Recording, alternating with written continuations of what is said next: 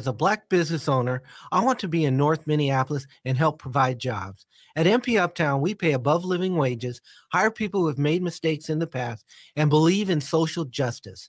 We have over 175 Google reviews with a 5-star rating.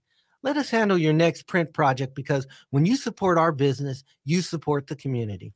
Call 612-870-0777 or visit mpuptown.com. That's mpuptown.com. We print everything. Hey, Cudahy to all my friends and relatives in 4 directions. This is Robert Pilot of Native Roots Radio presents I'm Awake. I'm here to ask you for your support. Finding honest Native-centered news is not easy. But with your support, we're able to provide accurate information about Standing Rock, Line 3, treaty violations, and COVID-19 in our Native communities.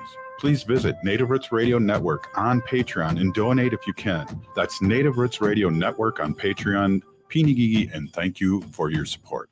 The city of Minneapolis is now on Native Roots Radio with Minneapolis AIR. AIR stands for American Indian Relations.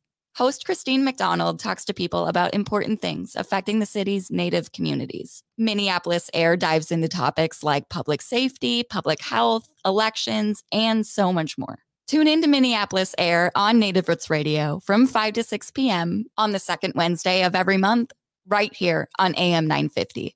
Temperatures are cooling off and fall migration is underway. Do you know what that means? Eagle viewing season is almost here, and the National Eagle Center is your headquarters for information and experiences. This winter, experience bald and golden eagles in the wild with an unforgettable expert-led field trip. Plan your private eagle habitat tour and learn where the best eagle viewing is with weekly eagle counts. Plus, you can visit the eagles at the center all season long. Plan your visit or experience today online at nationaleaglecenter.org. With a look at your AM 950 weather, I'm Patrick Lilia. Cloudy tonight with a low of 19, then snow expected Wednesday with a high of 26. Nightingale is your cozy, comfortable neighborhood bar and restaurant at 26th and Lyndale in Minneapolis. Come in for the famous Nightingale burger or the ginger tamari chicken wings. View their menu or place a takeout order at nightingalempls.com. Portions of Native Roots Radio may be pre-recorded. It's a good day to be indigenous. Get up, stand up. They are going to become more brutal. Because all the hippies were trying to be Indians anyway.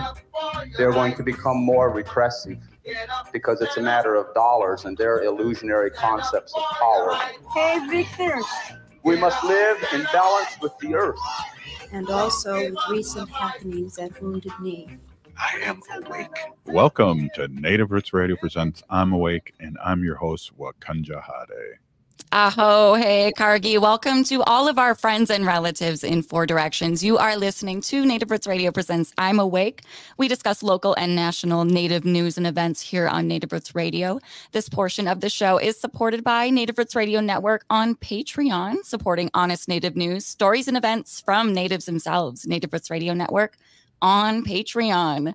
Today we have an awesome lineup of guests for you, but I want to quickly introduce or let our guest host introduce themselves. That's me. I'm taking over the show today. Robert is on a plane, and I always love to be able the opportunity to come on and share what I'm doing. But some of the work that I get to do is with my friends. So I'm Heather Keeler, state representative for District 4A in Moorhead.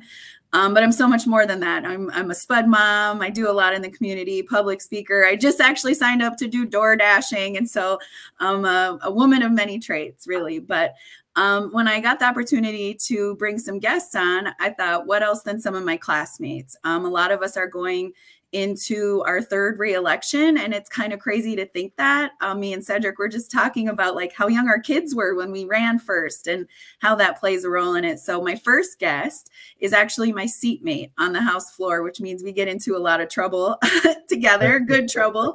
But we have Cedrick Frazier joining us today. Hey, Ced. Hey, Heather, how you doing? Glad to be here. I represent District 43A, which is in the Northwest Burbs, the cities of New Hope and Crystal. And it's crazy that we're going into election cycle for a 3rd term. It seems like we just came in yesterday, and I'm sure a lot of that had to do with the fact that we came in the middle of a pandemic. Right. But yeah, the times are crazy, man, and the time sure has flown by. But Had a lot of fun with you, Heather. I know. Well, I was thinking, so like, this show, we really reach out and talk a lot about what we're doing with Indigenous, communities and stuff. And one of the very first times we even did anything together was before we were sworn in. Remember, we went up and we showed up with Winona LaDuke to try to stop Line 3.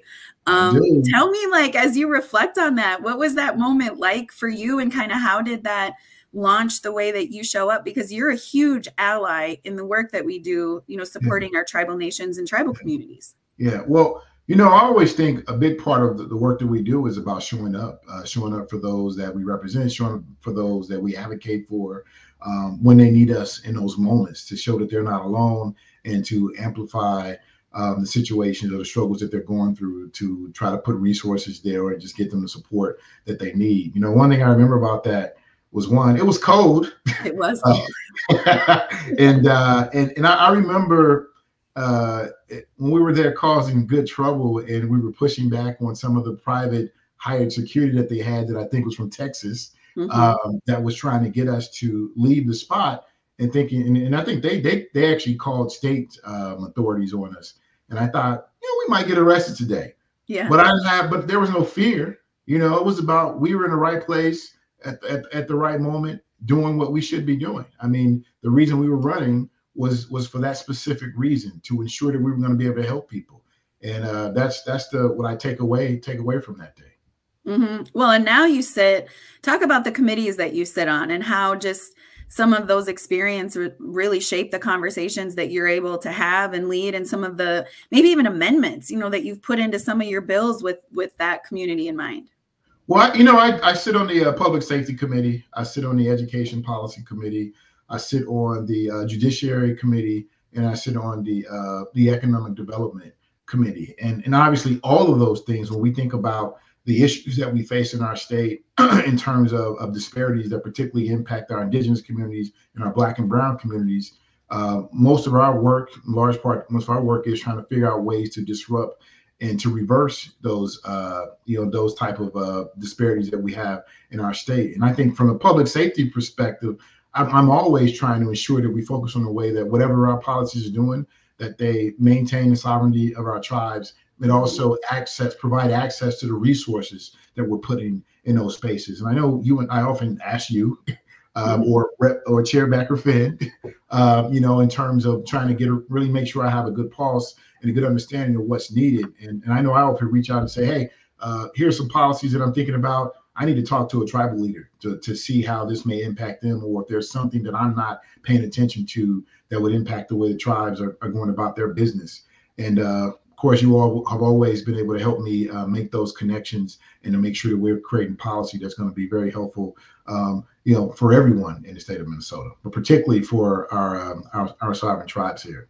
I think it is one thing we've done a better job at, is those relationship building, like deep, honest, truthful relationship building with our tribal leaders, and our urban Indian communities too. 60% of our native population doesn't live on a reservation. They live in communities like ours. And so I think that that's been really important. It's fun to have like a Native American caucus, that there's enough of us that it's not just one of us always answering the questions, but I think it's created an ability for us to really have this strong allyship in the way that we maneuver. Okay, so I want to shift us a little bit. We both have young kids in this work, and I think you're leaving because you got roped into being a dad and a coach somewhere. But I think that the one thing about our class is that we're just kind of these real life parents living and breathing that parent experience in our communities. So talk a little bit about what that's been like. Your daughter was sitting on your lap. She was little in your first video. Yeah. Now they're almost 4 years older. So how are you balancing that? How am I trying to balance that?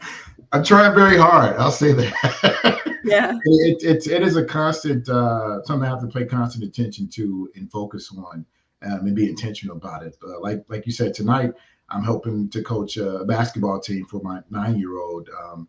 Had not planned that, but people's schedules come into play, and some folks weren't able to fulfill that commitment. So myself and my wife are stepping in to help do that. And we're happy to do it because our daughter's dad, we wanted to have a good experience along with the other kids.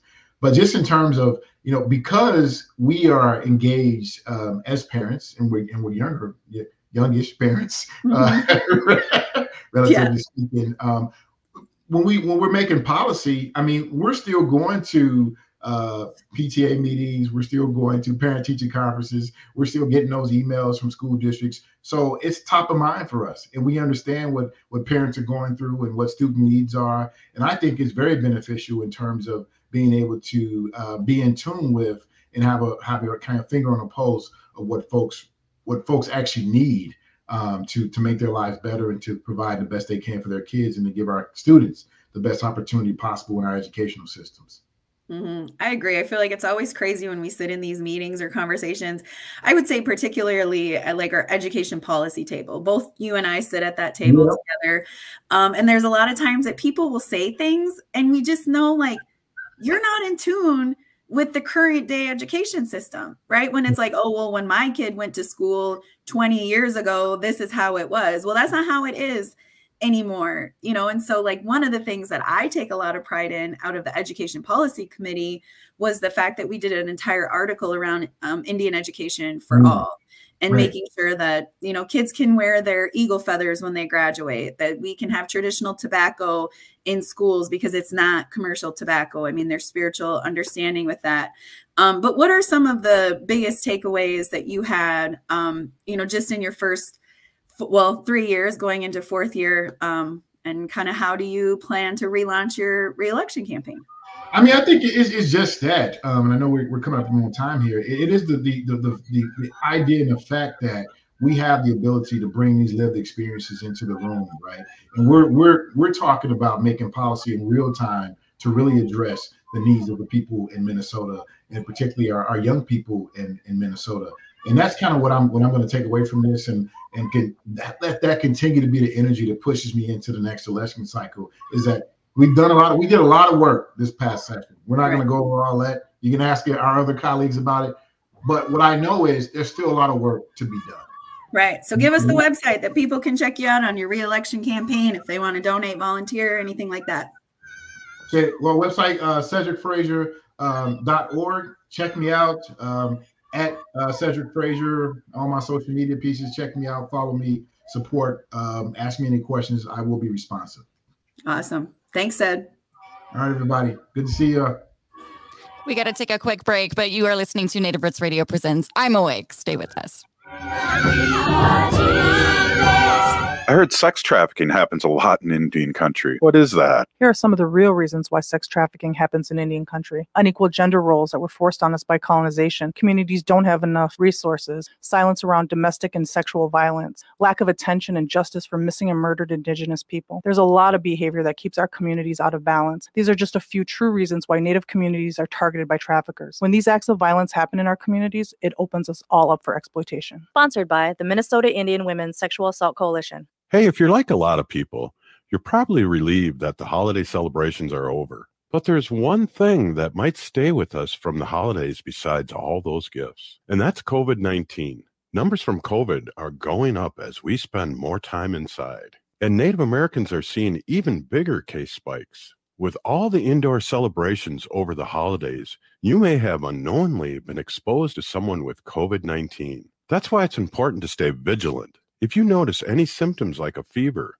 a tickle in the throat, or heavy fatigue, take an at-home test. They're still free and can be ordered at sayyeshometest.org. If you do test positive, you're eligible for free treatment, and no health insurance is required. Visit health.state.mn.us to connect with providers and receive your treatment. Let's make 2024 the healthiest year ever, securing a brighter future for our Native community. 1 year ago, I was in the accident which nearly killed me. The last year has been a lot of work recovering, and positivity has been a key. Staying positive, I no longer refer to the accident as an accident, but rather the day my Toyota Sienna from Rudy Luther Toyota saved my life. That's a factual statement, and the main reason why I'll always own one for the rest of my life. Some places will talk about auto safety, but I'm a living example of why you and your family can trust a Toyota from Rudy Luther Toyota. Go test drive one today and try the hybrids. They're fantastic. Rudy Luther Toyota on 394 in Golden Valley. Hi, this is Representative Sharice Davids from Kansas. I'm Ho Chunk, and you're listening to Native Roots Radio. And we're back to Native Roots Radio presents I'm Awake, and this is Robert Pilot. This portion of the show is supported by Native American Community Clinic, or NAC, in Minneapolis. Yay! And we're back. I'm taking over. Robert's not here. He's on a plane. Representative Heather Keeler taking over the show tonight with my friends. So now I'm switching over to Representative Emma Greenman. We just finished up with Cedrick. Hi, Emma. Hi there. I have to follow Cedrick? You do. Yeah. And you're setting it up for Athena. So that's how great this entire show is. Teamwork right? makes the dream work. It really does. So Emma, tell us a little bit about what district you serve, and kind of maybe tell us a little bit about the committees that you sit on. Yeah, and thank you. I'm really excited to be here. I'm really glad you organized this, and I count myself lucky to be one of your friends that you, when you take over radio, you invite me to be on. So I am Emma Greenman. I represent 63B, which is South Minneapolis, sort of the south side of Minneapolis. It's the area I grew up in. Everywhere from Minnehaha Falls all the way Lake Nokomis, Lake Hiawatha. It's a great area. I actually spent all day with our junior high kids at Justice Page, and so it's a wonderful. I will rep my great district. I am a voting rights lawyer, and so in the legislature I do a lot. I'm the vice chair of the elections committee. I am on the labor committee, which is a place that's really important to me, workers' rights. I'm on the veterans committee, and I actually have the Minneapolis Veterans Home and the Veterans Hospital in my district. And then I am on education finance, because working with Representative Keeler, with Heather, on education policy and education finance is such an important part of our caucus and what we do. And so it's my first year on education finance, but I'm glad to be there. Yeah. So one of the things that I always think about when I think of you is like democracy, right? And I mean, you can't think about Emma Greenman and not think about democracy. And as an Indigenous person, you know, I grew up in a world where we were told, you know, that our tribal IDs didn't count and we couldn't vote. And, you know, it's interesting how much I learned that those were all lies. You know, those were all things that were really like voter discouraging tactics. And so I think before we really move on, are there some things that you want to share with our communities just that are important for them to know? You know, we're all going into our reelection in November of 2024, but I do think that there's just healthy reminders for us to know, like, you do have voting rights, and what are some of those, just so that you know and are aware of them. Yeah. And I have appreciated, even before we were elected, I think you invited me up to, I think we did a Zoom in Moorhead on voter engagement. And so much of this is about ensuring that folks, that we create an inclusive environment where folks know the laws, know their rights, know their eligibility, and also feel comfortable and welcomed into the process. Because so much of it is about actually people feeling like when I show up to vote, or when I need to get registered for the first time, when it's the first time I participate, that I feel comfortable. I feel I can stand in my power. And there are people around me. There are both not just elected officials, but election workers and community around me that support me. And so I really appreciate the work you do in Moorhead and around the state. I know that in Minnesota, when we talk about ensuring that everybody can vote, we have high voter participation, but we also know that our disparities, our generational disparities, our BIPOC disparities, the disparities with Native versus white voters is real and has an impact on our political process. And so it is all of our jobs to build that inclusive, multiracial, multi-generational politics. And I followed Cedrick, but Cedrick and I and our other colleague, Liz Bolden, started this Inclusive Democracy Caucus in the legislature in order to do that, to say, I'm a voting rights lawyer, so I talk about this all the time, but my goal is to turn everybody into champions in their own community to ensure that we're doing that. So folks should know, and we changed a bunch of laws this year that should make voter registration a bridge, not a barrier to registration. So if you're 16 or 17, you can pre-register to vote. Kids in our high schools, and if you have 16 or 17-year-olds, if you're a teacher with 16 and 17-year-olds, or if you are a 16 or 17-year-olds, getting pre-registered to vote, so then when you turn 18, you'll automatically be registered to vote. We also have now rolling out automatic registration. So if you get your ID card, your driver's license, and soon we'll be expanding that, the government already has that information that they need to know you're a citizen, your where you live, and how old you are. Making registration and then you brought up IDs, and there's a cook, and we can probably put in the chat on the Secretary of State's website. But we have made it really inclusive about what you can bring and use in order to be able to, for the first time you're registering, to show you say where you live, you say you are. We do not have a voter ID for folks. What we're talking about is if you want to same day register. There's a set of ways that you can prove your residency and your identity, but that's just to where to start. Yeah. So you can use your tribal ID to vote in Minnesota. That is not something that anybody should be telling you. Make sure that you do know and understand that. So you talked a little bit about joining the education finance world. You know, I come from education as an Indian education liaison, and Sed and I just talked about some of the policy stuff, but you know, we implemented a lot, especially around the Indian Education for All curriculum. We put money into those programs. Talk to us a little bit about, you know, what allyship means when it comes to creating a more, you know, inclusive, Indigenous infused education system border to border in Minnesota. Yeah, this is where my democracy framework hits all the other work I do. You know, the way that we should be creating policy is hand in hand with Minnesotans, with the folks in our district, the folks who are impacted, with the folks who have been left out of the process. And so the best way to know and understand and think about what we should be doing is not just to ask, but just to do it together, right? To set priorities together. We know we are a big, broad, diverse state. And one of our jobs, one of the hardest parts of our job, that Heather and I and Sed and Athena all represent different areas of the state, and we serve with people who represent very different areas of the state. And some of our job is really to have to be able to understand and to reach out and to center the folks who are actually not just in our districts, but who are impacted by these policies. And I think that when we talk about infusing that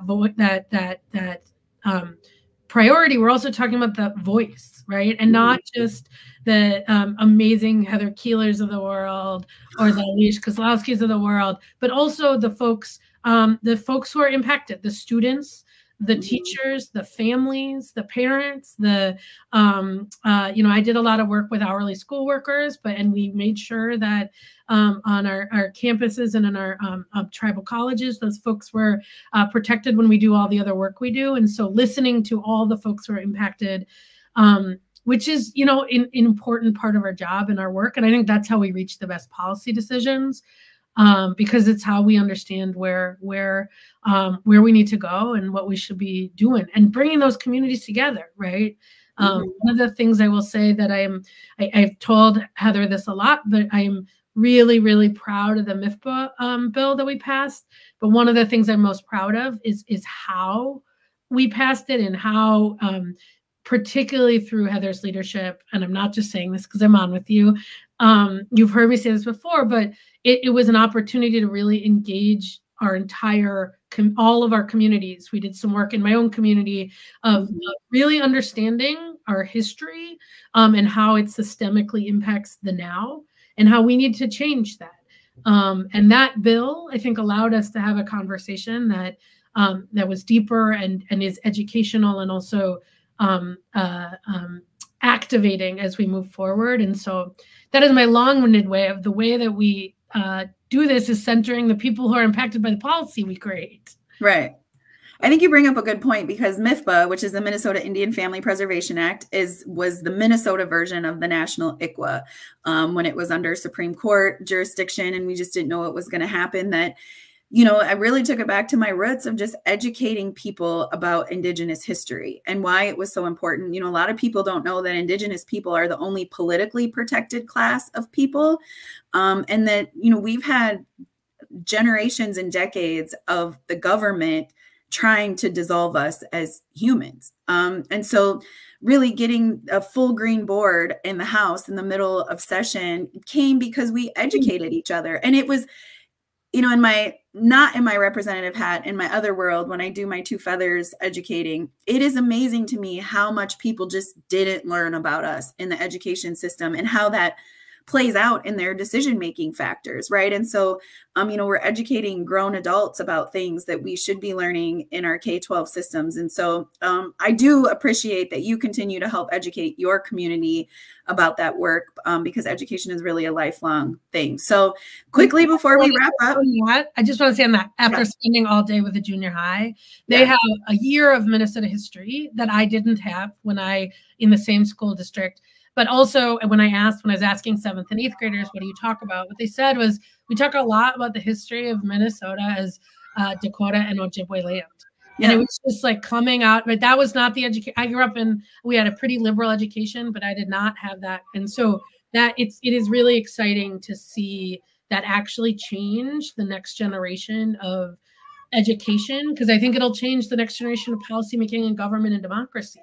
Yeah. And it's representation, like as Indigenous people, we have to see ourselves in these spaces and we have to talk honestly about it. So thank you, Emma, for joining me. I know you're headed off to another event because, as you always do, you stay very busy and very active. But quickly give us your information. If somebody wants to support you in your re-election campaign, how can they find that for you?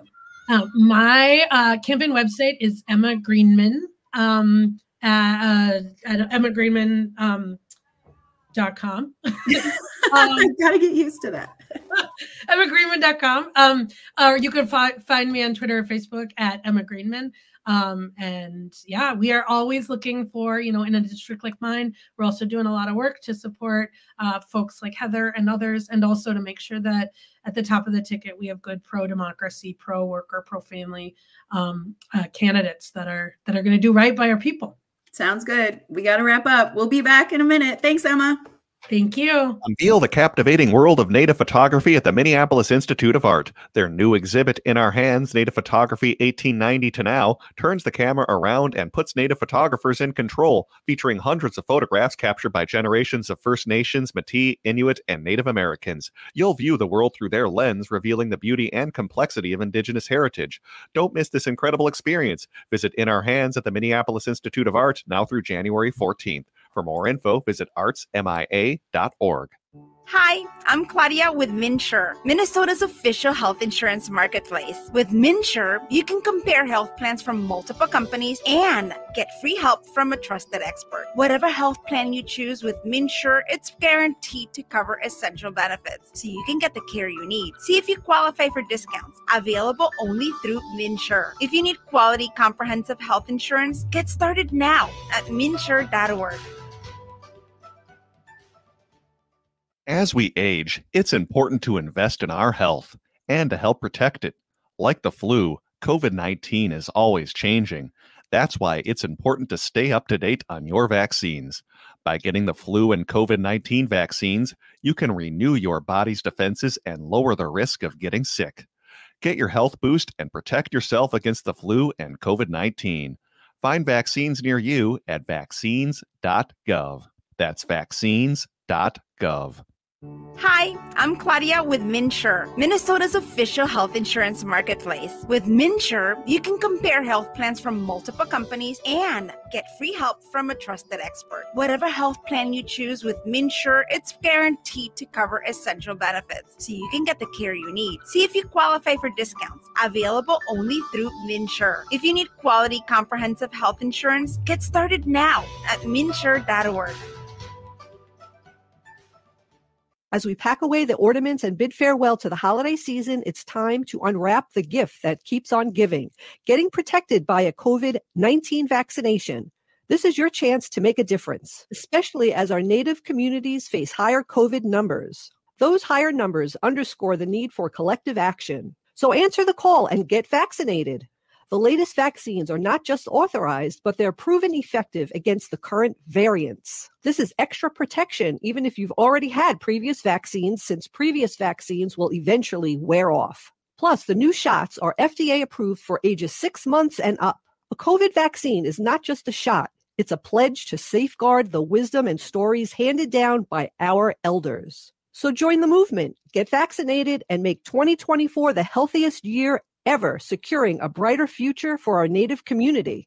For more information, including details about clinics offering free vaccines, visit vaccines.gov. With a look at your AM 950 weather, I'm Patrick Lilia. Cloudy tonight with a low of 19, then snow expected Wednesday with a high of 26.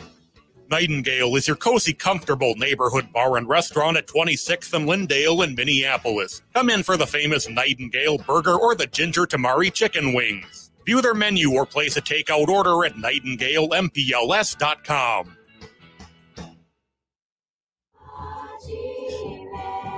You're listening to Native Roots Radio. This is Spirit from Reservation Dogs.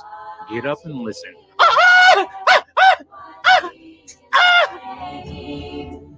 Welcome back to Native Roots Radio presents I'm Awake, and this is Robert Pilot.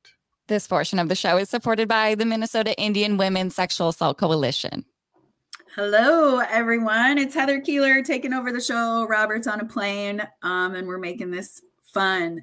But before our next guest comes on, just because my friends are busy people and they're always moving around, I kind of wanted to take a minute, and me and Haley were talking about, like, what do we want to talk about? And I think the number one thing on our mind is Lily Gladstone. I mean, come on. We got a comment here. Nancy wants to hear about Lily Gladstone as well. I mean, and this wouldn't be Native Roots Radio if we didn't acknowledge the huge monumental win for Lily Gladstone at the Golden Globes this year. You know, I think a lot of people watched this. I know that CBS reported the highest ratings in years at 9.4 million viewers. And I think this is because almost every Native person, probably across Turtle Island, was tuning in, right, Heather? Mm-hmm. Yeah, I mean, I think that there's this piece. We always talk about representation and how much that matters. And you know, she started her acceptance speech in her language, and I just always get so emotional. Like, it's not a language I necessarily have to understand or my own, but there's something that's so powerful, right, about seeing somebody like you get up in a space and speak their language so powerfully. And what I loved the most about that is that she gave a lot of credit to her mom, and she talked about, like, how her mom really pushed her school district to provide language in the schools so that they didn't lose that. And so, I don't know, I feel like I cried like the couple times that I've watched her speech, because the first time, you know, we're just so in awe that somebody who looks like us is in this space and celebrated, you know, which I think when we're not seen in spaces, I've always said it subliminally tells us that we don't belong. And I don't know, it was so powerful. Did you cry? Tell me that you cried. Oh my gosh. I don't know a person that didn't cry. I mean, yeah. I recorded her whole speech and I was just anticipating it. I knew she was going to win. Just had that feeling, you know, as Indigenous people, you can kind of, you know, anticipate some type of news. But yeah, I cried. I didn't post the speech that I recorded because you could hear me crying in the background. But yeah, I know, you know, Lily Gladstone, Blackfeet Nation is out here making herstory, not history, but herstory. And she won Best Performance by a Female Actor in a Motion Picture Drama for The Killers of the Flower Moon this past Sunday night. And yeah, you know, in her quote, she says, "This is for every little res kid, every little urban kid, every little Native kid out here who has a dream." And, you know, I don't know if you noticed this too, but the film Killers of the Flower Moon itself didn't take home any of the awards they were nominated for, and neither did Martin Scorsese. So, yeah. It was her. Right. I love the pictures that were like, here's Lily and some guy, you know what I mean? It's like, finally, you know, we're in the spotlight and we're able to share our story. But I do love that part of her speech because, you know, 60% of our population lives off the reservations. And I think there's a lot of us, you know, I identify as an urban Indian. My parents moved off the reservation before I was born in hopes to, like, create a better healthcare system for the state I was growing up in. And so I do really love that she, used her words so powerfully to bring us all together, because often within our own population, you know, we do kind of see that divide, I guess. And so I loved it. It was extremely inspiring. And I hope that we use her words for a long time as the reminder of, you know, what we can be and how we can show up. The other thing, I don't know if you caught this, I didn't realize that, you know, they said that in the past, what they did is they would have people just say their lines forward and then reverse it and say that that was like the native language. Like, how crazy is that?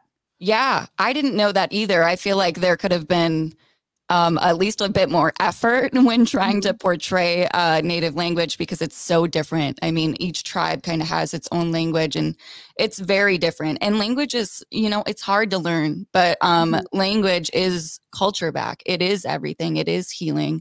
And just to be able to speak a little bit of your language in front of, you know, a crowd of people as powerful and important in our society as that, I mean, that was huge. And, you know, I've heard it too, you know, if you're not confident and you don't know much of your language, speak it anyways. Right. Because no one else is. And your ancestors are always going to be proud of you for trying.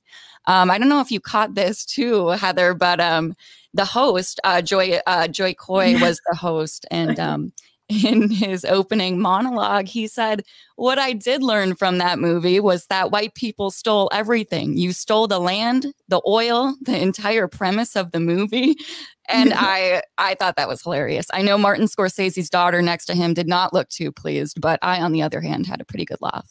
I mean, it is what it is, right? That's the truth. And we have to be able to say what it is. It's kind of like, you know, we were just talking about Indian education for all and being honest about, you know, the history of things. And I really love that we're showing up on the big screen with our stories, you know, and our humor.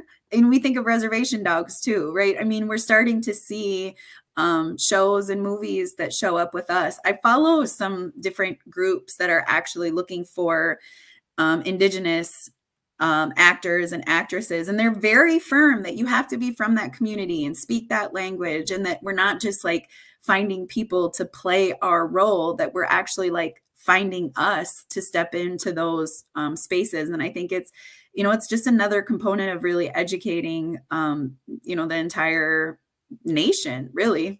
Yeah, exactly. Great point. And I think too, just you saying that kind of reminds me of shortly, it wasn't too long ago, we had George McCulley on, who was an extra in Killers of the Flower Moon. And he talked about in his interview how many people, how many non-natives showed up to play native characters in this movie, Killers of the Flower Moon.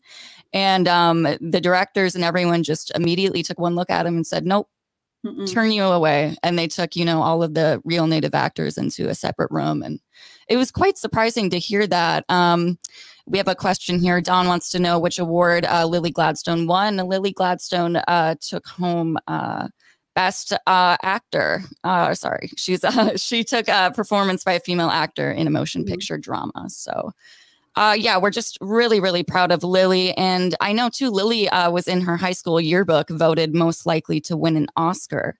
Really? So, yeah, there's a picture of her in her yearbook, a young little teenager holding, well, she wasn't holding the fake Oscar. The guy voted Best Actor was holding it. But I mean, I'm just waiting for the day that Lily does take home the Oscar. The 2024 Oscar nominations will be announced on January 23rd, which would be an even more monumental victory for Lily in Turtle Island if she took home Best Actress in a Leading Role. This is coming from Indigenous TV via Instagram, but this year's Academy Awards will take place on Sunday, March 10th, with Jimmy Kimmel expected to host. So I'll be tuning into that, and hopefully a lot of people across Turtle Island as well. Yeah, I think it's beautiful how we show up to support each other too. Like, we don't know her. Like, I don't know her. I've never met her, but all of a sudden I'm like the biggest fan and I'm cheering from afar. And I think that that's something that's really beautiful too, is, you know, in this world sometimes where we kind of pull each other down and we, you know, we're really self-destructive sometimes, that it's, I think it's beautiful to watch us lift each other up and celebrate the wins and, you know, just be in this moment really together as one nation. I think it's wonderful. And also, you know, it is a message to the next generation and the little girls and the, you know, the little queer people out there, because she is Two-Spirit as well, is that like, we do belong in these spaces. And, you know, when people bust through those glass ceilings, we're making space for the next generation. And so I'm just so proud. And I feel like, my cousins out there doing these really great things, my relatives out there doing these really wonderful things. So I think we need to take practice that we really lift each other up as well. Yeah, especially as women too. I know there's so many great Native actors that come to mind, like Wes Studi and all of them, those iconic ones, and Dallas Goldtooth and, Bobby Wilson. But Lily, I don't know if I've seen this big of representation in female Indigenous spaces, especially film. And it's huge to see this representation, not only in film, but across everything, just like you Heather Keeler in Office, and we need it everywhere. And I don't know if you have been paying attention or if you're much of a hockey fan, but we have 4 Native women that are now in the PWHL, which is huge. So representation matters everywhere. So the WPHL stands for Professional Women's Hockey League. Yeah, I didn't know that, but I do love that. We saw that, in other sports too, that we kind of break through and show up in spaces. It's just, I don't know. I just love that we're being seen in spaces in a world that, people literally try to eliminate us, and it shows our resiliency to come through and really show that we're current day people. We're not just pieces of history. Like we're making history, and we're building, a next generation that I think can be very proud of what we've all accomplished. And continue to accomplish in these, trying times, beautiful times, wonderful times. Exactly. Have you seen, I don't know, so did you mention if you have or have not seen Killers of the Flower Moon yet? No, so I've tried. I think part of it though is, it's hard for us to watch some of these things. And I think we have to protect our own trauma. We have to protect our own mental health. And so for me, I've just not really been in a space to be able to give it the energy that I need emotionally. But no, it's the book is wonderful. And my mom watched it, and she kind of gave me the heads up that, like, for me, I'm such an empath in the way that I work and the way that I carry things. And I carry a lot of our communities like heaviness that, no, I have to be prepared. I just watched Lakota Nation versus United States, which was really hard to watch, but no, it's on my watch list for sure. Yeah, I know it's I chose to go see it in the theater, and I went by myself. It was like one of the first days that it came out, and I don't know, I wanted to support the story, but I did not really take into account how traumatic, some of the scenes were in there. And I know we just probably have a minute left here, but I know it's going to be coming out on Apple TV. So keep an eye out for that if you haven't had the chance to see Killers of the Flower Moon. Yeah. And, build that support network, because it is hard. That is one thing that I've heard from our community, is that it does, really talk about the trauma that has been experienced. And so just making sure that you're in a good place and you have the people around you to love you as you kind of walk through that as well.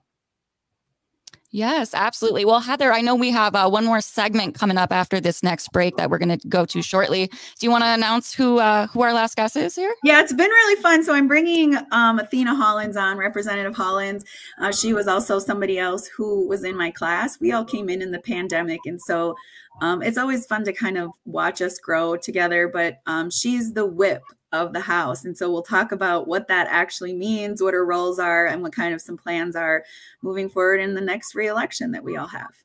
Awesome. Well, I know I'm looking forward to it. Hey, you're listening to Native Roots Radio presents I'm Awake. We're here with guest host, Representative Heather Keeler of Minnesota, and we'll be right back after this short break. Stay with us. Minnesota has the only original wolf population in the continental United States. And 80% of Minnesotans believe the wolf should be protected. Howling for Wolves is asking Minnesotans to respect our true wildlife manager, the wolf. Their survival is critical to our ecosystems, our communities, and even our economy. As highly intelligent animals with strong social bonds, Minnesota wolves deserve to be protected and admired. Learn more at howlingforwolves.org. Let's live and let howl. Become a teacher and ignite change. Join the St. Paul Urban Residency Program to become a teacher in just 15 months. You can earn your master's degree and teaching license from the University of St. Thomas while earning a $30,000 stipend, single health care, and dental benefits. As an added bonus, next year's cohort, all residents will receive $20,000 towards their tuition. Apply now. Applications due February 28, 2024. Visit spps.org/SUTR. J&S Bean Factory is a native-owned, community-supported, cozy, artsy coffee shop which offers roasted on-site beans, live music, and baked goods. Relax in the beautiful outside patio.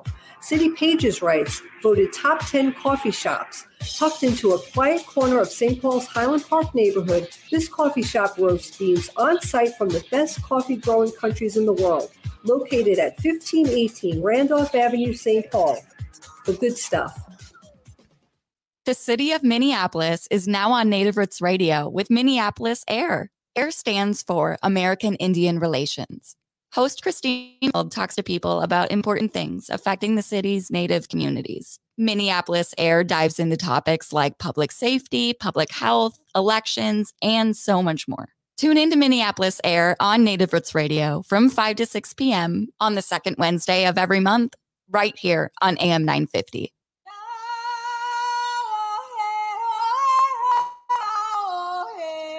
This is Leonard Peltier. I am in Coleman 1 U.S. Penitentiary, and I'm listening to Native Roots Radio. And we're back to Native Roots Radio presents I'm Awake, and this is Robert Pilot. This portion of the show is supported by Howling for Wolves, protecting wolves for future generations. Oh, you made me do it. I did it with you. Yeah. Okay. This is Heather Keeler taking over. Robert's on a plane. I keep saying that. I don't even know. I mean, I physically saw him on a plane, so I know. Right. I know he's on a plane. Our next guest is running a little bit late, and so I guess I'll sort of fill in. I keep asking my guests what their re-election efforts look like and kind of what it's been like, and so. I am running for re-election. I feel like this is the time of year when we kind of talk about like who's retiring, who's going to run again. But I do want to give a shout out to Jamie Becker-Finn. She's the chair of Judiciary. She's in the Native Caucus with us. And she announced her retirement back in December. And not that she's watching in this moment, but I do want to give her a lot of credit. She really sat in spaces as the only Native in the House when Mary Kunesh went over to the Senate. And I know that that's hard, you know, being in this work and having to be the voice for really a really unique, beautiful community it's hard to do.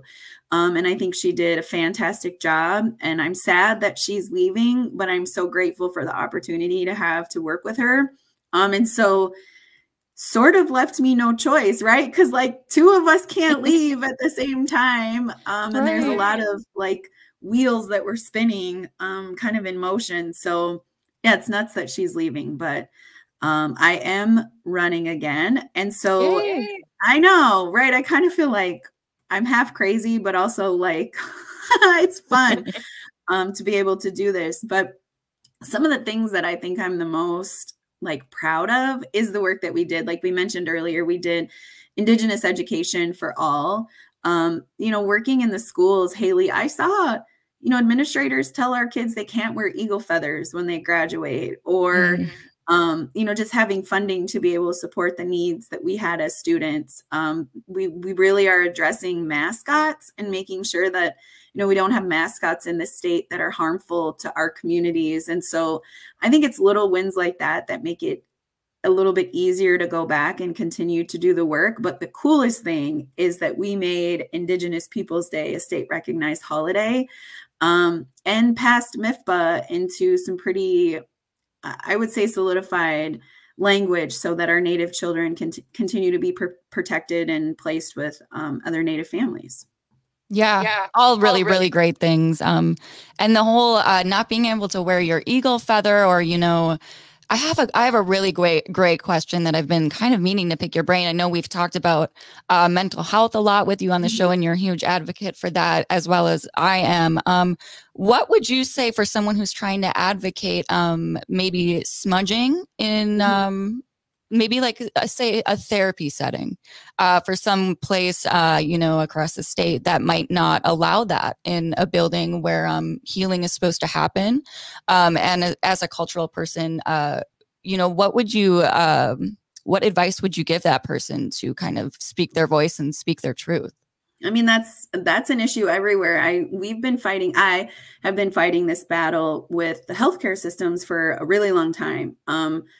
Starting with I used to work for Sanford. I used to work for Urban Indian Health. And we talked a lot that, our healing from our illnesses isn't always white man medicine. I mean, we burn sage. Sage kills airborne bacteria. In the 1978 Act for the Act of Native American Religious Act says that we are legally able to practice our spirituality, which comes with our medicine. There's also exclusions in the fire code. So if you're ever being told like, well, no, we can't have fires in here, this is a really unique way to kind of get into that. Like those are the barriers that people will tell you, but they're not real. And so we've talked also a lot about, well, what do you think smudging is? Like, do you think people just start these big flames and it's like billowing smoke, which most of the time in healing practices, it's not really like that. And so I think we just have to do a lot more education. I sit on the HHS conference committee, which is the Human Health and Human Services. And this is where we talk a lot about what we can do as medical practices. And I try to bring it up in that educational way that we have to be more mindful about how all of us really heal, especially with our mental health or our holistic well-being. And that includes our medicine. And if nothing else, provide smudge kits or a space that we can go. How many times have you ever been to a hospital and they have a chapel there for you, to go to? And so I think we just have to keep pushing back on that narrative that says we can't, because we absolutely have the right to, and we just have to continue to educate. But that's also why it's important that we show up in those spaces, like as therapists and as physicians and working in our medical field, so that we can continue to advocate for that. Because you're right, it's one of those things that people say, oh, I don't like the smell of it, or I don't want to do that, or my other clients will be upset about it. And it's like, so you're taking away what is best for me because you care so much about what everybody else is going to say, doesn't necessarily help our mental health. Exactly. Yeah. And the whole fire code is a excuse that I've heard a lot.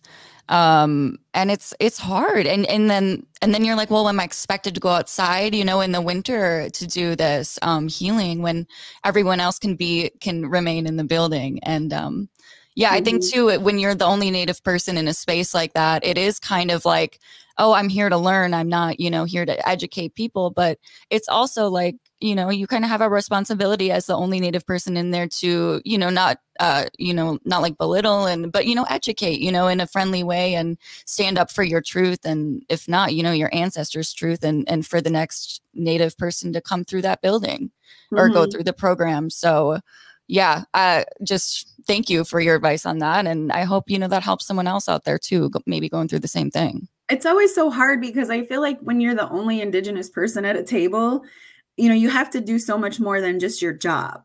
I see that a lot in the legislature. Like as a legislator, I'm there to make policy. I'm there to make sound decisions on our state budget. And often I end up educating all my colleagues and people at the table, or like it never fails, right? When there's a conversation happening about anything with our tribal nations or Indigenous community, nobody else wants to say anything, but all eyes will turn and look at me or Leash or Jamie Becker-Finn to give the Native perspective. And so, I mean, it is hard. And I know that that's daunting, and especially when you're the only one in a space, that can really feel like a lot to carry. One thing I wanted to add back to that language piece, you made a really good point in the last segment. And I don't know where my next guest is. We only have like a minute left. So I guess maybe we'll bring her on another time. But we do live in a busy world being legislators, but you're right. Even if you don't speak your language perfectly or know it much, we have to get in a practice of at least trying. But I think that there is this barrier that even our elders or people who do speak the language fluently or better than us sort of criticize us. I've experienced that a lot, like that I didn't say this right, or you should say this, or why don't you introduce yourself like this? And I think we need to have a little bit more grace and patience with each other as we learn, because some of us are products of boarding school. Some of the assimilation did work for us, and we're trying so hard to get that back. And so I think within our own communities, we need to be a little bit more kind as we help our next generations or older people that are just trying to learn the language too, to really just help us show up in the best way and not, like criticize us, but more help us, because the language is hard. It's, it's different, it's unique, it's beautiful, but I have seen that. And so I did kind of want to call that up a little bit more, but we're going to wrap up. Thank you, Haley, for joining with me and having conversation. I'm so excited that our guests were able to join. And as always, I'll be back. But, in my reelection, you can find me at Heather 4 House. It's the number 4. But I'm always looking for, these campaigns cost money, but they also take volunteers and just effort. And so anything anybody can do to help is always greatly appreciated. Thank you. Aww. Thank you, Heather. Big Pinigi. That was Minnesota State Rep Heather Keeler with her amazing guests. Thank you for listening. You've been listening to Native Roots Radio Presents I'm Awake. We are still here. We are the next generation. We need to resist, divest, join a group, run for office, and free Leonard Peltier. Now. Hi, everyone. I'm Andy Otto with Twin Cities Pride Amplified, inviting you to join us this Saturday at 3 p.m., where we'll be discussing the 2024 Minnesota legislative session with Kat Rohn, the executive